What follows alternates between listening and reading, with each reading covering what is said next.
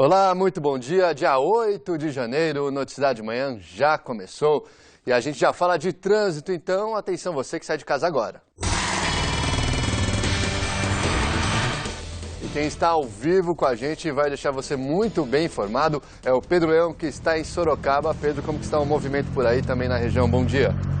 Bom dia, Nolan. Bom dia a todos que acompanham o Noticidade de Manhã. Hoje eu estou aqui na Avenida Eugênio Salé, no região central de Sorocaba. Como a gente pode ver aqui, o trânsito, olha só, tranquilo, o motorista que segue aqui em direção à Avenida Afonso Vergueiro não encontra dificuldades. No sentido contrário, quem sobe em direção à Praça 9 de Julho ou pretende acessar a região oeste da cidade pela Avenida General Carneiro vai encontrar um pouco mais de tráfego, mas também isso não é problema. O motorista encontra trânsito livre nos dois sentidos.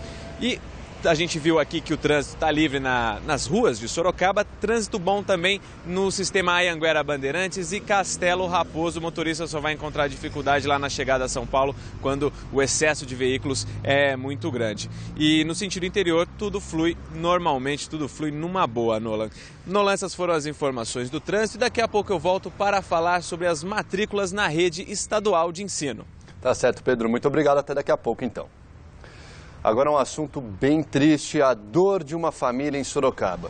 Depois de 6 dias sentindo contrações e mesmo assim ser dispensada por médicos, jovem de 15 anos tem um filho no hospital regional, mas o bebê não sobreviveu. A família suspeita de negligência médica. A criança foi enterrada nesta segunda-feira. Acompanhe a reportagem.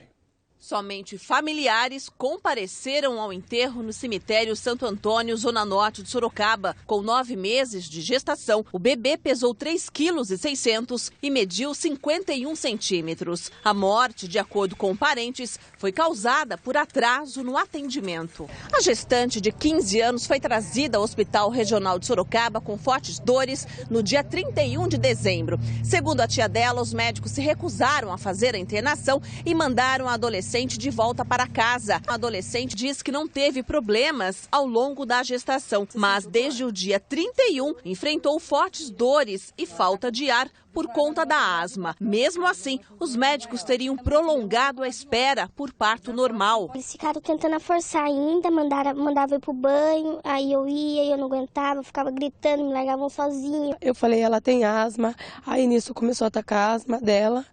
Daí ela pegou e falou assim, ela aguenta um parto normal sim, porque é o primeiro filho. Eu falei, ela não aguenta, pelo amor de Deus, ela vai morrer, a criança vai morrer, faz um parto cesárea. E ela falou pra mim, eu não vou fazer. A cesárea só foi realizada na noite de domingo, dia 5. Eles só fizeram a cesárea praticamente porque o cordão estava enroscado, porque se o cordão também não tivesse enroscado no pescoço, eles não tinham feito a cesárea. Foi registrado o boletim de ocorrência no 3º DP. De acordo com a família, os médicos não confirmaram se o bebê nasceu vivo. Eu entrei, ela já tinha ganhado a criança já estava numa mesinha, eles estavam tentando reanimar a criança. Daí foi quando eu dei o remédio para ela, que eu sentei, que eu vi a criança toda roxa. E ela perguntava e eu não sabia o que falar para ela. Daí, daqui a pouco, não deu coisa de 15 minutos, a médica veio e falou que fez de tudo, mas não tinha conseguido, que a criança tinha falecido. Foi negligência deles, porque se fosse feito antes, a criança estava viva hoje. Estava no colo dela, não estava enterrado. É lamentável, esse enterro foi ontem. Em nota, o conjunto hospitalar de Sorocaba informou que a paciente foi atendida em 3 dias diferentes e liberada porque em nenhuma das vezes estava em trabalho de parto. Além disso, o feto estaria saudável. Na madrugada do último domingo, a jovem voltou ao hospital, aí sim, em trabalho de parto. Ainda a segunda nota, em nenhum momento houve evidências de risco ao bebê. Por isso, só foi feita a cesárea às 9 horas da noite. Lembrando que a adolescente deu entrada no hospital na madrugada. A cesárea só foi feita às 9 da noite. A criança nasceu em parada cardíaca e não resistiu. A direção do hospital diz lamentar o que aconteceu e espera agora pelo resultado da necrópsia. A polícia identificou pelo menos 4 suspeitos de ter invadido a escola municipal do bairro Juca Rocha, em São Roque.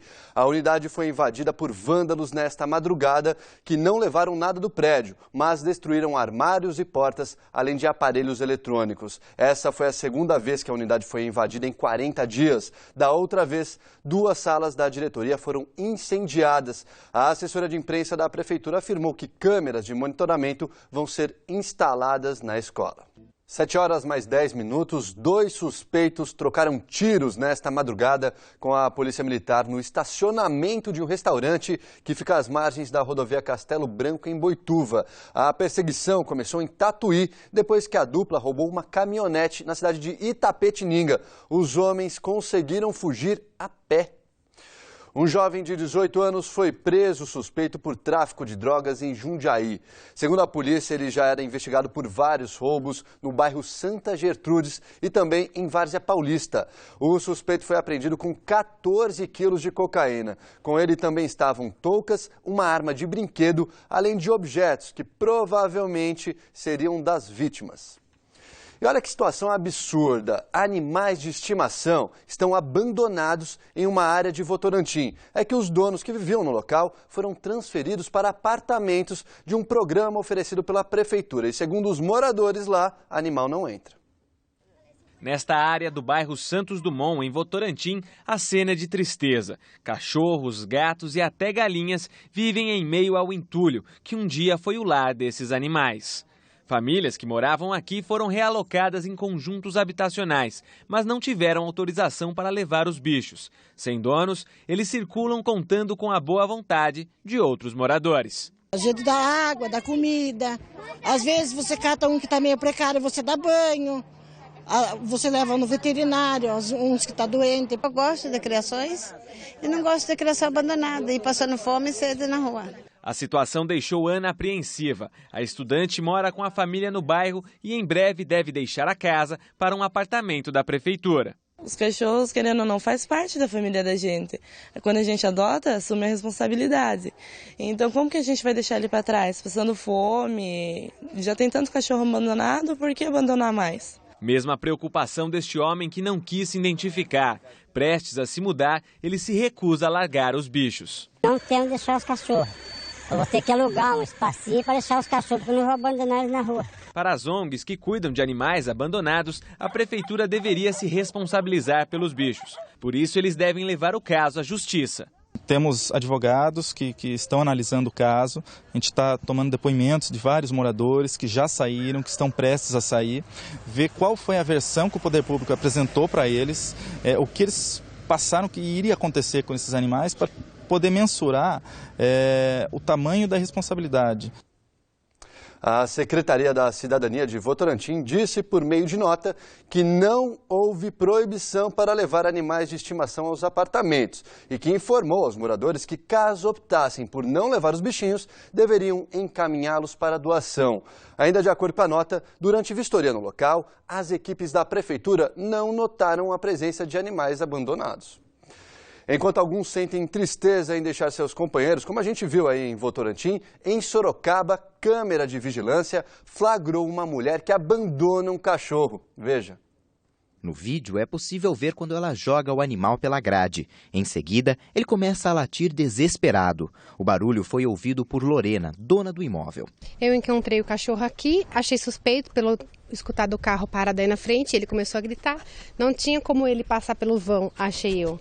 Aí eu falei, alguém jogou ele por cima do portão. Foi quando eu fui acessar minha câmera, não consegui, foi no meu vizinho e gravou. Em seguida, como ele fugiu pelo vão do portão, eu saí correndo de carro para procurar ele, não achei, procurei ela pelo bairro inteiro aqui, não achei. Quando eu voltei uns 15 minutos depois, ele estava deitadinho ali esperando por ela. Toda a história começou no fim do ano passado. Carolina encontrou o poodle em uma rua da Vila Santana, em Sorocaba. Eu estava voltando, para casa do meu namorado, com a minha sogra e meu namorado. E a gente achou na esquina da Avenida Nova, ali perto da Vila Santana, um cachorro meio poodle, meio sujinho, mas que percebia que estava perdido, Ficamos uma meia horinha lá tentando fazer amizade com ele, e consegui pegá-lo e levei ele para minha casa. A administradora já havia resgatado animais, mas tem 3 cadelas em casa e não pôde ficar com o cãozinho. Ela colocou uma foto na internet e, como não encontrou o dono, resolveu doá-lo a uma família. E surgiu uma senhora, que falou que estava com o cachorro também perdido, só que foi reencontrado e que infelizmente faleceu, E ela me pediu então que, se não tivesse doado, que eu ainda desse para ela o cachorro, já que ela queria colocar no lugar. No último domingo, Carolina entregou o cachorro para a família de Edson Rubens, que cuida de cães na rua. O empresário acredita que o poodle fugiu na segunda-feira por um descuido. Ele estava brincando com o meu sobrinho de 2 anos e meio, e ele fugiu, possivelmente por uma fresta no portão ou até mesmo algum descuido da criança ter aberto o portão e ele escapou. A gente que gosta de animais, inclusive eu cuido aqui na rua de 4 ou 5 cachorros de rua, tenho 2 adotados de rua, jamais faríamos isso com o animal. Ele diz não conhecer a mulher que abandonou o cão, mas depois de tudo isso, o cãozinho ainda teve um final feliz. Recebeu o nome de Bob. A tia da dona do imóvel onde o bichinho de estimação foi deixado se apaixonou por ele e vai levá-lo para Goiânia. Tem 3 meses e 20 dias mais ou menos, me roubaram a minha cachorrinha lá em Goiânia. E agora eu vim para cá a passeio, né? E de repente aparece esse cachorrinho aqui, então é porque tinha que ser meu. Boa sorte pro Bob lá em Goiânia, então. De acordo com a delegacia especializada em maus tratos a animais de Sorocaba, quando a suspeita for identificada, ela deve responder pelo crime de maus tratos e pode pegar de 3 meses a 1 ano de reclusão.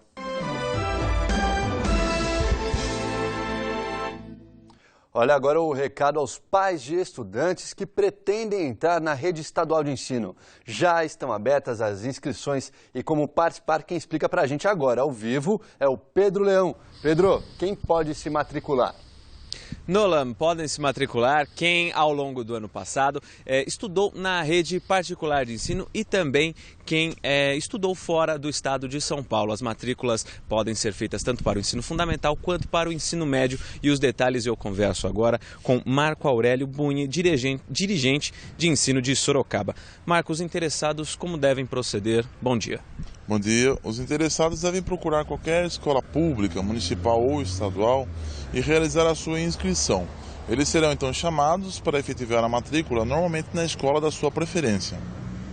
E como funciona a matrícula de jovens e adultos, né? Pessoas que perderam o ano letivo, perderam o tempo de escola durante a adolescência, a infância e agora querem voltar a estudar. Exatamente da mesma forma, eles devem procurar uma escola de preferência estadual. Nós temos 6 escolas que atendem jovens e adultos e começar o ano letivo para concluir os seus estudos em um menor tempo. E a pessoa que precisa fazer a transferência de uma escola estadual para outra escola estadual? Ele deve procurar a escola da preferência, por mudança de endereço, a mais próxima da sua residência, e lá comunicar o seu desejo. Quem terminou a pré-escola pública ou já está na rede estadual, já está com a vaga garantida para este ano letivo. Isso, quem estudou ano passado numa escola pública vai permanecer na mesma, ou quem fez a pré-escola no município já é direcionado para uma escola. Quem estava estudando não precisa procurar nesse momento a escola. Ok, muito obrigado pelas informações. E olha só, as matrículas elas podem ser feitas até o dia 17 de janeiro. As aulas começam no dia 27 de janeiro, porque este ano, 2014, ano de Copa do Mundo, o ano letivo foi alterado. Nolan. Tá certo, Pedro. Obrigado pelas informações e a participação de hoje. Vamos agora direto para a redação do SBT Manhã saber os destaques de hoje com Patrícia Rocha. Moradores da favela do metrô, no Rio de Janeiro, protestaram contra a demolição de casas. A polícia militar usou bombas de efeito moral para conter os manifestantes. Rafael Paiva. A manifestação, que começou por volta das 8 horas da noite aqui na comunidade da Mangueira, zona norte do Rio, voltou a fechar a Avenida Radial Oeste. Moradores fizeram barricadas de fogo e fecharam o trânsito no local. O momento mais tenso foi quando manifestantes entraram em confronto com a polícia militar, que foi recebida a pedradas e pedaços de madeira. Os PMs revidaram com spray de pimenta e bombas de efeito moral. Somente 2 horas depois do início do tumulto, que a tropa de choque da Polícia Militar foi acionada e controlou a situação. O motivo do protesto foi a desapropriação de casas que ficam às margens da via, que, segundo moradores, foi feita de forma arbitrária. Patrícia. E um policial militar aposentado foi baleado numa suposta tentativa de assalto em São Bernardo do Campo, na Grande São Paulo. O sargento reformado voltava para casa quando foi abordado por 4 criminosos que tentaram levar a moto do policial. O PM estava desarmado e tentou fugir. Os ladrões não hesitaram e atiraram na vítima, que foi baleada no ombro. O PM aposentado foi levado para um hospital da região e não corre risco de vida. Os atiradores fugiram sem levar nada. Bom, e na zona oeste de São Paulo, 4 criminosos foram presos em um arrastão numa drogaria. Entre os detidos está uma adolescente. Os ladrões invadiram a farmácia por volta das 10 horas da noite. Pelo menos 10 clientes estavam na loja. Policiais que passavam pela rua conseguiram impedir o roubo. 2 suspeitos ainda conseguiram fugir. A gente fala de esporte agora. A Liga Sorocabana de Basquete finalmente venceu no Novo Basquete Brasil. A vítima foi o Palmeiras, lá na capital. O jogo foi apertado, 2 pontinhos de diferença, 71-69 para a LSB. Apesar da vitória, a equipe segue em último lugar na tabela. O time volta à quadra no próximo sábado contra o Paulistano, também em São Paulo. Boa sorte. A quarta-feira tem sol entre nuvens e há previsão de pancadas de chuva à tarde e também à noite. A gente vê imagens ao vivo de Sorocaba, onde as temperaturas variam entre 22 e 32 graus. O céu está limpinho aí. Veja como ficou o tempo em outras cidades da nossa região.